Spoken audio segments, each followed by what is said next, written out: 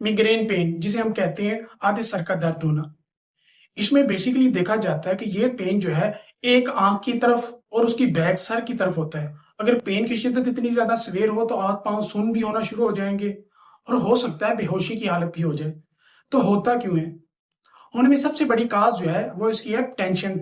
जितना ज्यादा टेंशन वाले माहौल में रहेंगे, डिप्रेशन बढ़ता जाएगा, तो ऐसे में पेशेंट्स मिग्रेन की तरफ जाएगा।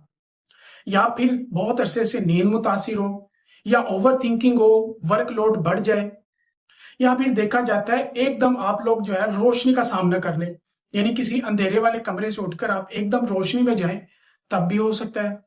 बहुत ज्यादा शोर और गुल रहना, उस इन्वायरमेंट्स में रहते हो, उस शोर की वजह से भी मिग्रेन पेन हो सकता है।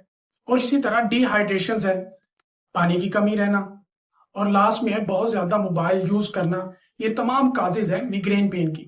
ऐसे में मिग्रेन पेन होने की वजह से इसका कोई सद्देबाब नहीं। तो देखेंगे जितनी भी स्कैन करवा लें, सीटी स्कैन हो, एमआरआई हो, ऐसी जो भी चीज आप करवाएंगे उनमें तमाम रिजल्ट आपके नेगेटिव आएंगे, यानी कि ब्रेन की कंडीशन बिल्कुल ठीक होगी। लेकिन मिग्रेन पेन क्यों हो रहा है? इसकी मिग्रेन पेन की वजह सिर्फ यही है कि ब्रेन की एक्टिविटी पहले से ज्यादा बढ़ गई है। वो चाहे डिप्रेशन वाले इन्वायरमेंट्स हो, टेंशन हो, नींद ना आना, ये तमाम कंडीशनें जो है वो मिग्रेन पेन की तरफ जाएंगी।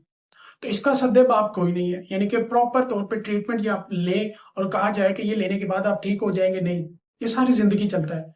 इसमें बस यही होती है कि कॉशन होती है कि आपने एहतियात करनी है, मतलब एकदम रोशनी में नहीं जाना, अपनी नींद को पूरा करना है, मोबाइल ज्यादा यूज नहीं करने आप लोगों ने। इसी तरह शोर वाले एरिया से बचें, ऐसे रूम का इंतखाब करें जहां पे रोशनी ना हो। ये चंद एहतियाती तदाबीर हैं जिसकी वजह से मिग्रेन जैसे पेन से आप बच सकते हैं।